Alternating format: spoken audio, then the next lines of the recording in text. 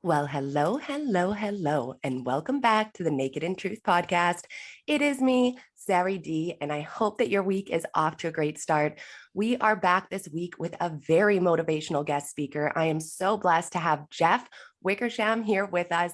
And guys, he is the best-selling author, high-performance habits coach, speaker, and creator of Morning Fire. So I am beyond excited to have him here because he has some real life experience that he is going to be giving us that I know is going to help motivate you, whether you're in a tough spot or whether you might hit this spot in the future. So Jeff, can you say hi to all of our listeners and let us know how your morning's going so far? Hey, everybody. I am so excited and thrilled to be here. Grateful for the opportunity. And my morning has been amazing. Crushed my workout, meditated, all these things, stacked these wins, got this positive energy force flowing. And I'm just excited to get in the conversation. That's great, Jeff. So it sounds like you got yourself a pretty good morning routine going on. Is that correct? It is. And it's how I start every single day. And it begins at night, right? You prepare for success and then stacking those wins first thing in the morning. That's my morning fire, my mantra: rise, fight, love, repeat. And it gives me that focus, that energy, and that relentless attitude that I can bring into the day. I think that that's great. And I think that we're going to have to circle back at the end of what that routine really looks like, because you weren't always this kind of person. Am I correct? Absolutely not. I was not. And when I was younger, I was terribly shy, where the thought of actually being on a podcast would have totally crippled me. And Really? to the point of, I still remember the story my late mother told me of, like, 6 years old, wanting to go to a buddy's house to shoot hoops or something. And she had to go with me because I couldn't get out of my shyness to go myself. So it's crazy how you can change in life, Totally. and where you start does not have to be where you finish. Right. And it's a testament to growth and just putting in the hard work. That's beautiful. I love that. Great outlook and way to inspire us right from the beginning there. So, with you being that shy boy, what did that kind of look like in your younger years? Did that mean that you were feeling disconnected from peers around you? Did you feel like you maybe didn't fit in and you weren't able to experience what others were around you?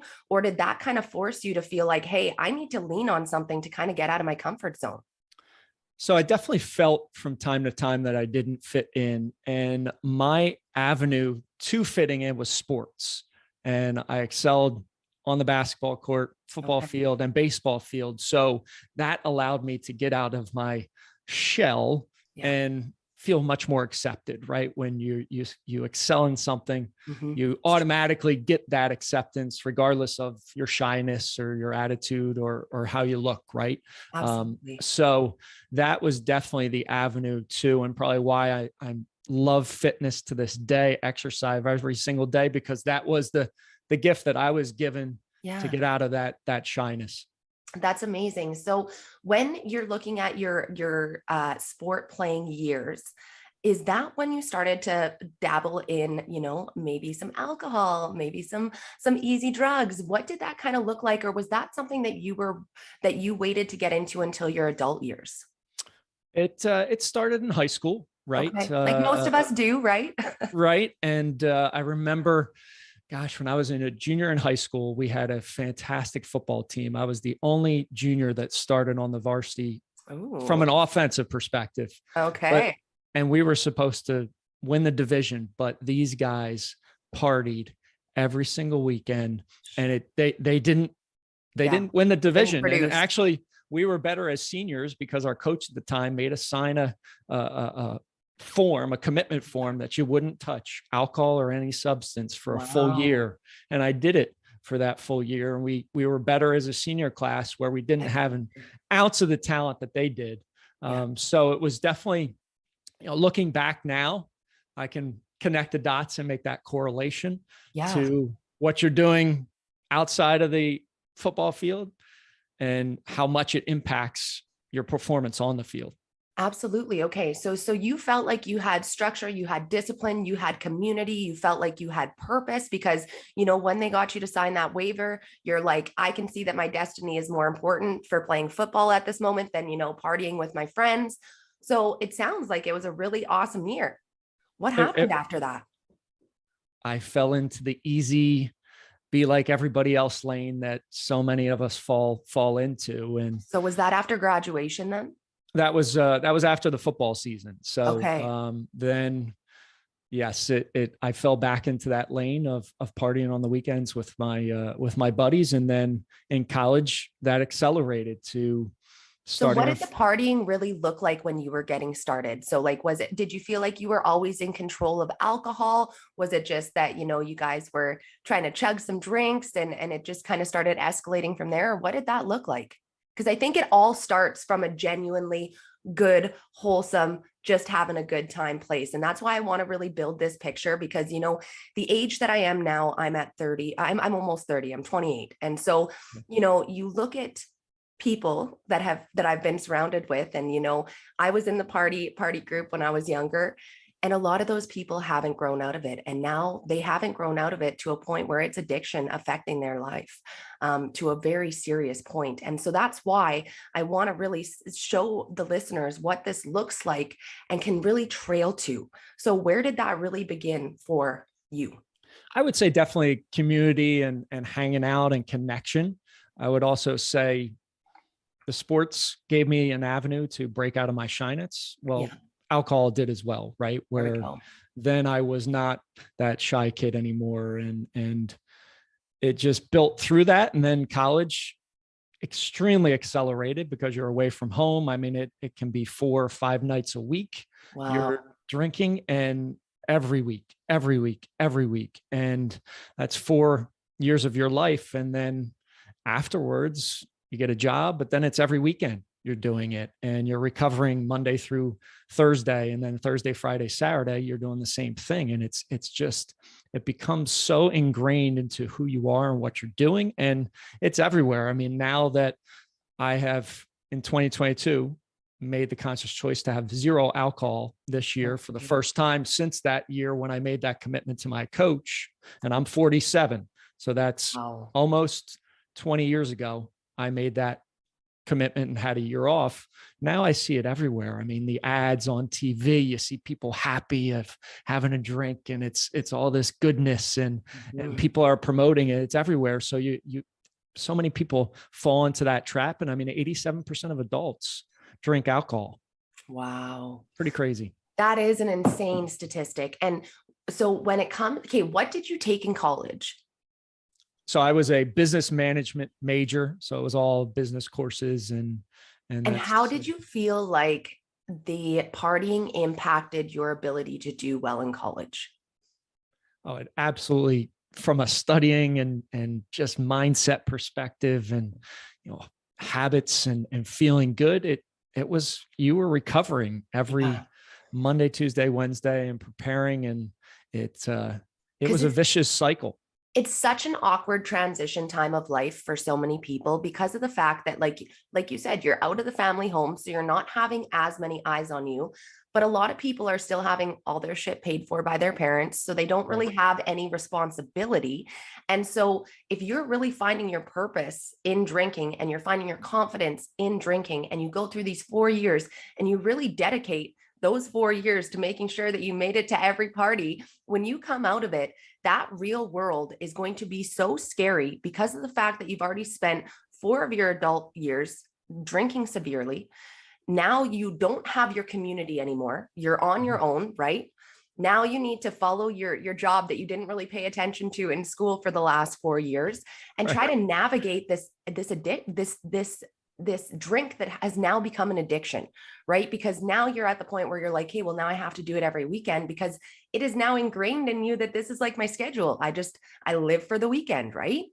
So at that point, when you made it through college and you were on your own, was your drinking starting to get heavier when you were by yourself? Or what did those years kind of look like building up out of college? It was a mess on the weekends. I mean, we were getting drunk to get hammered and forget. And it was scary. I mean, I bless God every day that I didn't do something or hurt somebody else, either driving impaired or just being out and being crazy and doing stupid things.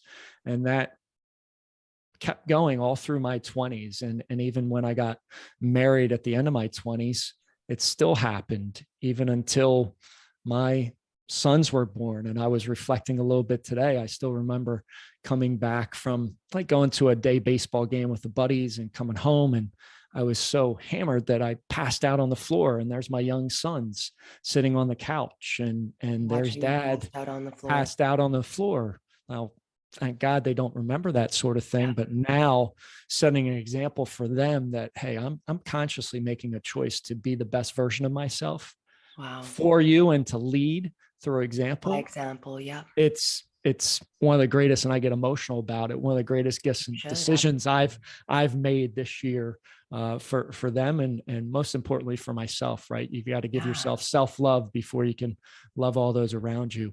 It's so true. And I'm so happy. Like, cheers, congrats on that sobriety. That is such a big decision. And, you know, you touched on two different points here throughout. And one of the biggest is that we don't realize how quickly our lives can change in one night. How one poor decision can change our lives forever. And alcohol is advertised so much as this fun, you know, it's adventure, it's inclusion, it's, you know, and what's so sad is that people don't understand, you know, how many broken relationships it creates, you know, all the danger that comes from it. How many more people are leaving a night of drinking sad than they are happy? I'd like to hear those stats. You know, how many people are waking up in the morning after a night of drinking and are proud of the fucking shit that they did rather than not? You know, like, those are the stats we need to be hearing, not just clinking martini glasses on a commercial, right? And I think that, you know, for myself, I'm not sure if you know my background or not, but, you know, my longest stint of sobriety was 7 years. And actually it was a big one, because 5 days ago, it would have been 11 years if I would have kept that sobriety.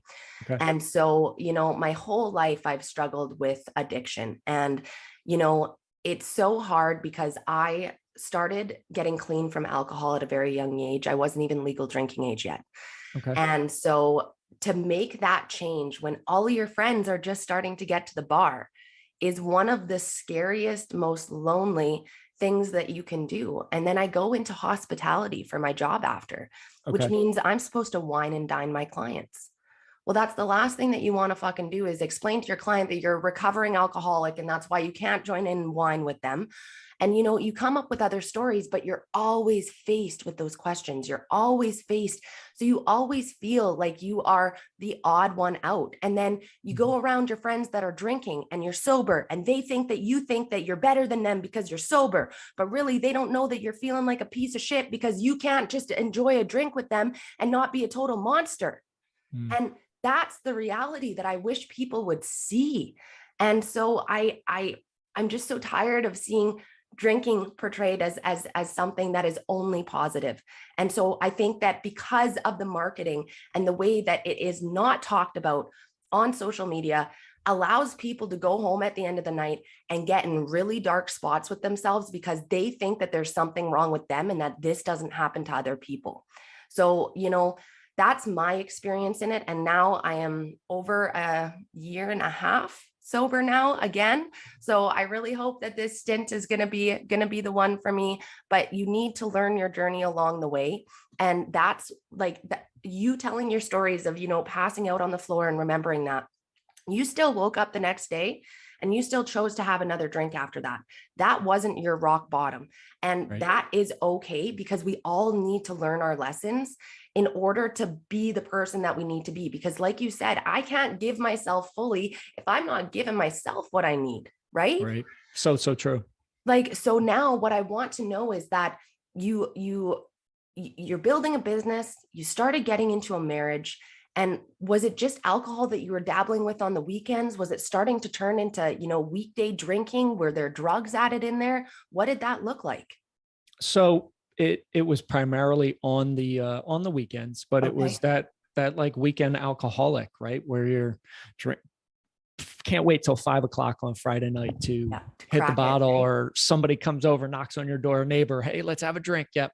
You know, that's what it was Friday and Saturday night. Sometimes it would be Thursday night, sometimes Sunday night, you know, mixed in, but that was every single weekend. Yes. And obviously dabbled in marijuana in those years as well. The other very insidious piece is then there was the porn piece, and Yes. porn was, you know, I mean, watching so much of it and just addicted to that.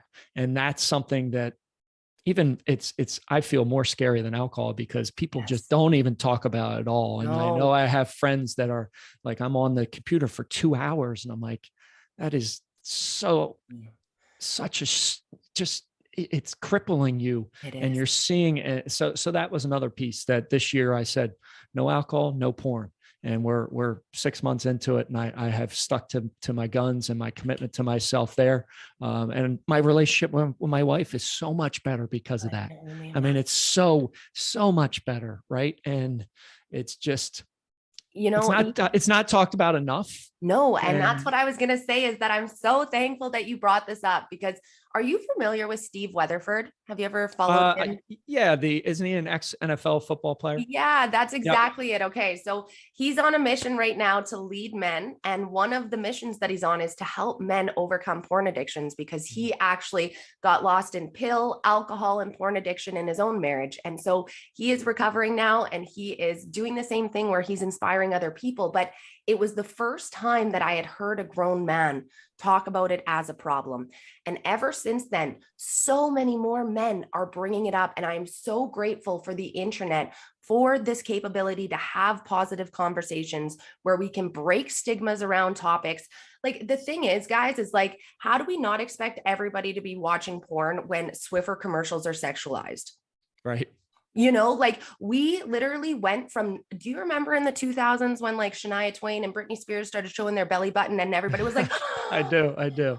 And now it's like Cardi B, Wet Ass Pussy is playing on the music in the mall for the kids to hear. I'm like, how did we accelerate from 0 to 1,000 so quickly? How do we not expect for us as humans in our home privately not to fall into these types of addictions, right? And so I just want people to know that there's no shame in this type of thing. And there is absolutely no shame in what we fall victim to as humans, but we need to be honest people about how it's affecting our lives, our relationships, and truly our relationship with ourselves, because we are smart enough to assess whether something is healthy or not for us. I don't care who you are, how intelligent you are. We are programmed that way. It's a natural instinct. It's just that we choose to not look at our shit that we don't want to look at that stinks. That's just the way it goes. So, Jeff, you have decided that you are pretty much the guy living for the weekend. It's affecting your relationship with your wife. Is that because she's not drinking as heavily as you, or where was that disconnect? I wasn't a great person when I drank, and when I started it this year, and I waited till Valentine's Day. I had this thought in the back of my mind that I just couldn't put away. And I said, I want to take the whole year. And I told her on Valentine's Day, and she said, well, I like you better when you don't drink. And I said, well, then it's a win-win for both of us. Right. And, it just allows me to be present and be kind and gentle, and alcohol didn't allow that. Right. I'd be disconnected. I'd be short. I'd quick temper, all those things that kind of, it led me to. So it definitely has improved our relationship. And to your point, 87% of people drink. So you are going against the norm. So the questions are, well, why are you doing this? And I love just saying, because my health, not only physically, but mentally, is more important than having a drink. And I want to, tomorrow, I'm going to crush it. And I know if I have even just one drink, I'm not going to be mentally as crisp. I'm not going to be physically as ready.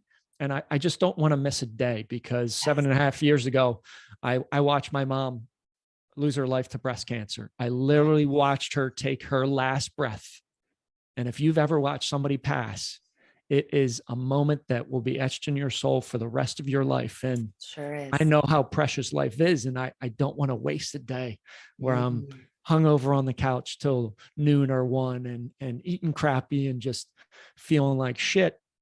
And I don't want my sons to go down that path. And I tell them all the time, if you see everybody going down that road, you better run the opposite way, because that is where the easy route is, the painful route, the route of just numbing yourself and not stepping into the best version of yourself. And it's a route of, hey, depression, anxiety, stress, all these things that so many people are facing. It's because they're going down that route that the herd goes down, and they're too scared. To your point, they know what to do, but they choose not to. And you're going to pay a price in life, whether you pay a price now or later. And I say, related to exercise. Yeah, I pay the price every single morning now. So when I'm 75, 80, 100 years old, I'm still going to live a great life. Where if you delay that price, you're working off that savings, right? That's it. That's it. Where if you don't pay the price now, you're going to pay it later, and you're not going to be any shape mentally or physically to battle it. And you're going to live a shorter life. You said so many good things there that I actually had to write a few of them down so that I didn't forget. So I want to start out by saying that you had mentioned at the beginning of this podcast that you enjoyed drinking because of the fact that you were shy and it helped bring you out of your comfort zone. Fast forward to Jeff before he quit drinking. He became a man who was angry, who, didn't treat others nicely when he drank. What happened to that bubbly, confident Jeff? Well, let's remember here, guys.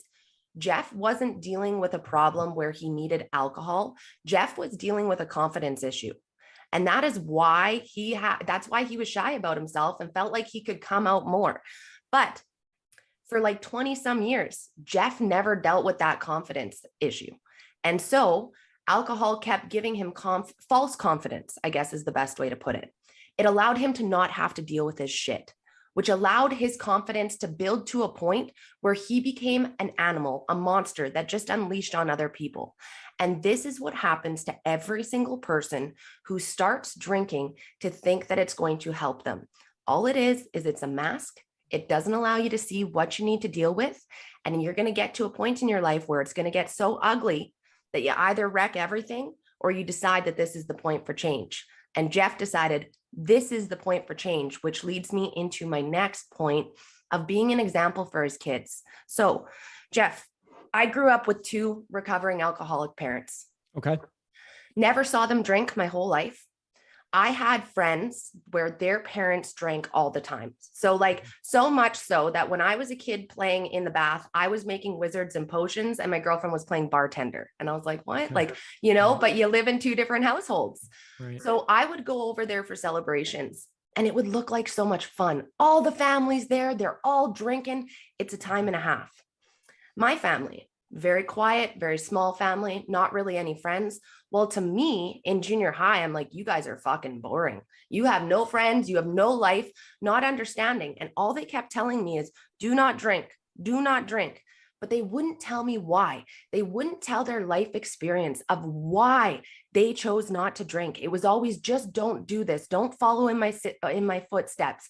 Don't smoke while they're looking at me smoking a dart. Like all these things where if I could go back and teach them how they could have done it better for me, it would be to not be afraid to share their stories and their experience, because just telling your kids not to do something is not going to be enough.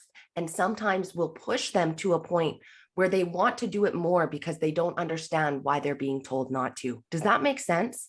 Totally makes sense. Yep. Absolutely makes sense. And one of the things both my sons play sports and now they're hitting the gym heavy and hard.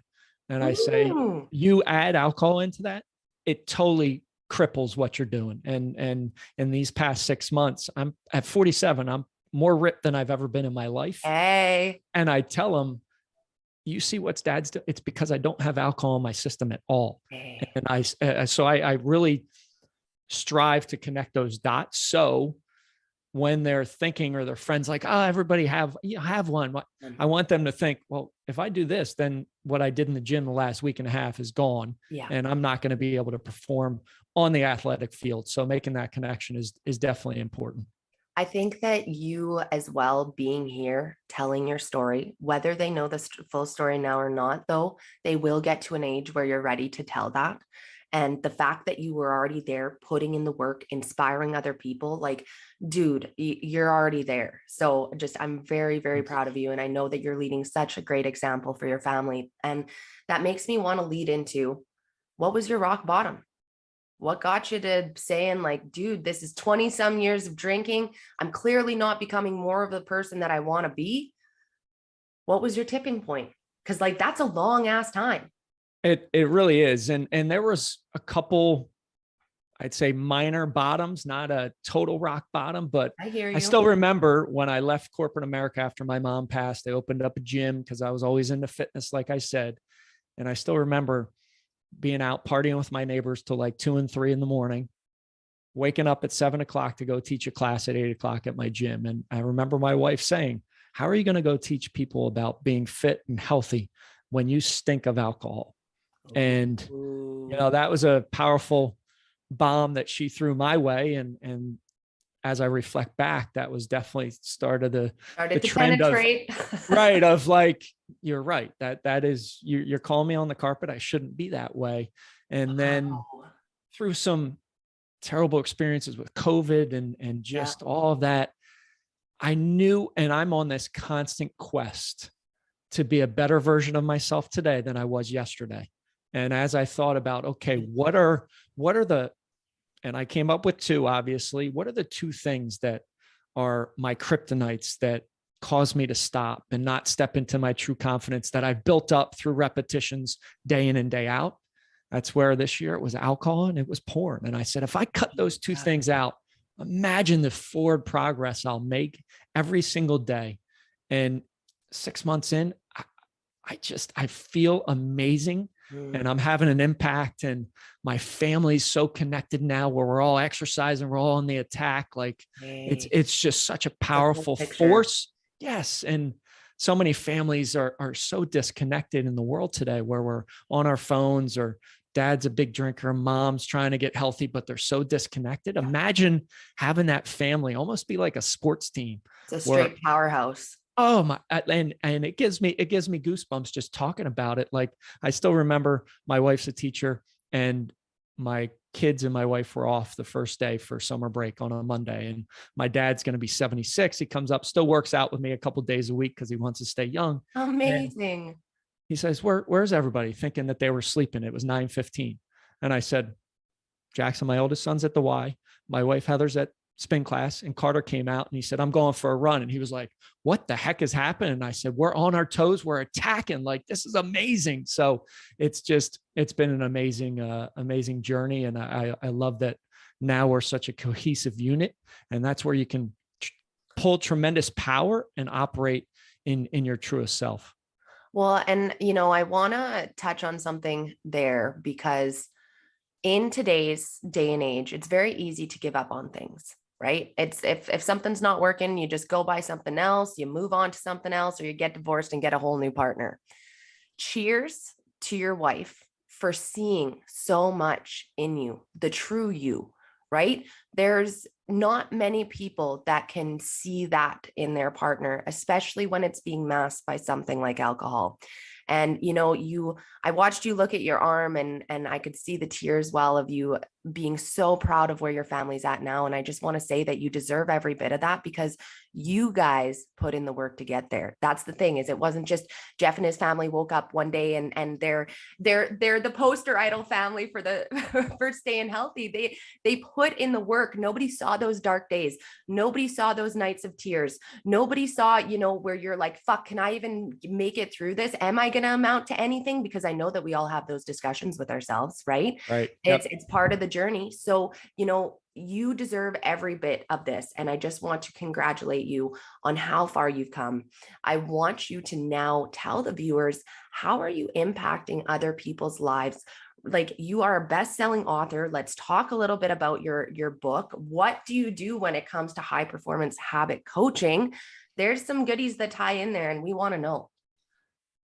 Number one is I help people lay a foundation for their life. And that's so important, right? Where people are just kind of floating in the ocean on a boat without a rudder, without anything to help them. And it's the foundation. And my foundation every single day is how I end my night and how I start my morning, the bookends, right? And if you can control the bookends, you actually have a lot more control throughout the chaos of the day. So at night, preparing for success, winding things down, getting a tremendous night's sleep, right? So many people aren't intentional about, hey, tonight I'm going to get a great night's sleep. Instead, they're on their phones, they're watching TV, they're drinking alcohol, they're watching porn, something that is totally derailing them from actually getting the number one most important thing is a quality Standing night's in the sleep. pantry munching. Right. Late night snacking, all those things. And sleep is so important for us to restore physically and mentally. So prepare for success at night and then stacking wins right when you start your day. And that's where the rise, fight, love, repeat comes in. That's the name of the book. You're rising like a phoenix, reborn each day, right? New possibilities, new opportunities. I love that. You're fighting for your physical fitness, mental fitness, nutritional fitness. And we need that dog fight mentality. So many people are just flatlined. No, get on your toes, get aggressive, fight for what you truly want. Love yourself. Most importantly, we got to show grace and self-love. When you do that, all of a sudden you show up better for all those around you that you love and truly want to be there for them. And then the magic is the repetition, repeat. Just repeating over and over again, that consistency, right? Today was 1,670 straight days of meditation, at least 10 minutes. Wow. Great job, dude. Thank you. Thank you. That consistency over time, just we're so, we are led to believe that we need to be so intense and we can get things in a minute. It just doesn't happen that way. You need to put in the hard work, the effort, the tenacity every single day. So stacking those wins. Power in that, right? Like, so like when you look at Jeff, young Jeff, when he was, playing football in college and things like that, like when he was drinking, he felt good. But what does Jeff feel like now when he's sober and, meditating for 1,600 days in a row and, hasn't touched porn in 6 months? Like, where's the power in you in that versus the power in you with alcohol? Who's more powerful, right? Oh, the new Jeff, and my wife and I joke, right? Old Jeff would have done that. New Jeff doesn't do that crap, right? We don't even think of that, right? And I live more fully, more present in the moment. I mean, I'm brought to tears many days by just being so grateful for watching my son shoot hoops or something like that, or share a moment at dinner where the phones are away and the TV's off and we're actually sitting and talking together. So this version is incredible and so much more powerful that it's amazing to think about the two versions for sure. Well, we would love to learn to be like a powerhouse like you are. So with that being said, so is the morning fire where we would learn more about how to properly set up, maybe an evening routine or have that boss morning routine? Can you touch a little bit more on that for us? Yep. They can, anybody can go out to themorningfire.com. I got a ton of content out there, podcast, as well as a YouTube channel. So it's all out there, or go out to Amazon and grab the book. It's a short read, Rise, Fight, Love, Repeat, Ignite Your Morning Fire. That'll give you the recipe at night and in the morning to stack those wins and create that focused energy and intentionally step into the best version of yourself. That sounds so badass. Okay, well, we are going to link those links in the notes. So make sure that you go and click down below, because we definitely need to make sure that we are taking control of what we can in our life. And, Jeff had mentioned at the beginning of this podcast that just because you are somewhere right now doesn't mean that you need to be there at the end of your days either. And that comes with change. And there's something that Jeff says that he doesn't realize correlates so quickly, or correlates so well with me, because of the fact. So I'm a personal trainer, and one of my taglines is do it differently. And so one of the things that you say is that if you want real change, you have to do it differently than before. So I'd like for you to touch on what do it differently means to you. Do it differently. And this is a muscle that you build, right? We hit the physical gym, but so many times we're not hitting that mindset gym and putting in the reps. This would be when you feel that you have done something over and over again, you actually have a trigger that says, okay, I have to go the opposite way. And many times that's the comfortable way that we've done it so many times. Now you feel that uncomfortable. And if you can use it as a reverse indicator where, okay, I'm feeling those butterflies. Oh, I'm a little bit nervous, and say, that's exactly the trigger that I should move towards it, then it's amazingly powerful. And so many times we think fear is so real and it grips us. Wow. If you use that as a reverse indicator that that's exactly where I need to go, then doing different is a little bit easier. I think that, a big saying for me too is a lot of people think that they should only be excited when they're getting started on something. But the truth is you need to be excited and scared. That's how you know that you're ready. There is so much positivity and fear, and that is what's going to allow us to do it differently and go in the right direction. And so I want this message to really speak to anybody who might be feeling like, after listening to this podcast, that they are doing things in their life that they're not necessarily proud of, that they don't feel like is building up to their identity.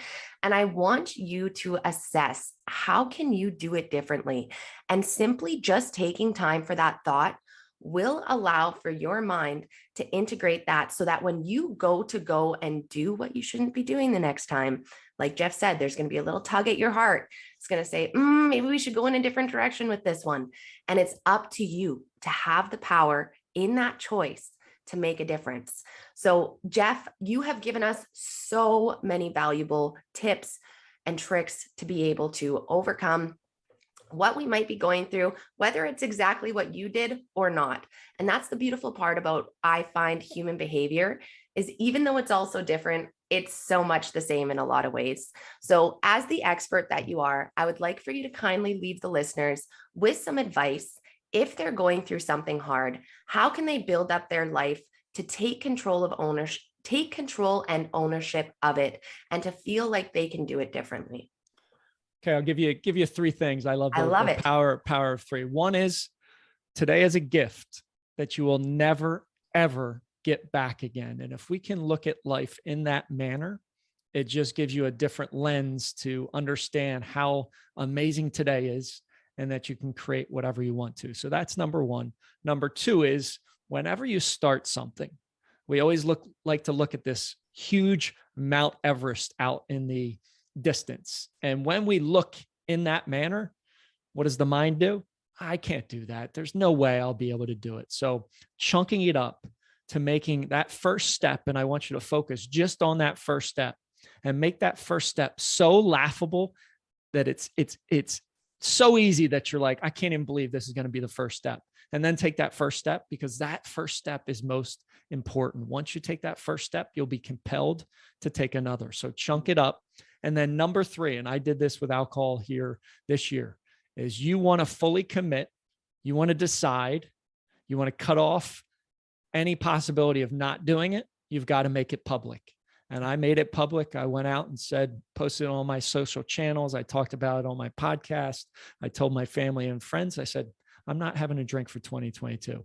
And when you do that, there is a little switch that goes and flips in your subconscious mind, because you inherently don't want to look like a liar in public, even though most people aren't going to give a shit whether you do that or not. Yeah. But it changes something internally. And that's so, so powerful for change.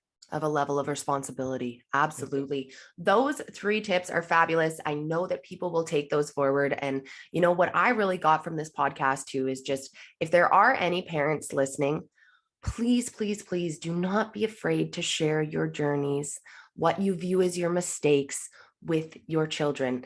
It is you that is afraid of them judging you and feeling like a failure as a parent. But the truth is, wouldn't it be easier for your kids to learn from your mistakes than to have to go through them themselves? I'm going to leave you with that there. So guys, if you're struggling with sobriety, if you're struggling with porn addiction, please know that there is a place for you to be able to get help. And it might be as simple as just starting to read Jeff's book. Okay. It doesn't mean that you need to take big steps, but it does mean that you need to have a community around you, so that you are able to be honest and really start taking this level of responsibility to make this change. Set a date for yourself. You do deserve to have this freedom. And I would love for you guys to make sure that you go and say hi to Jeff, congratulate him on his sobriety, go follow his content. And Jeff, can you let us know, is there Facebook and Instagram? Do you like to YouTube? Let us know the best ways to contact and say hey.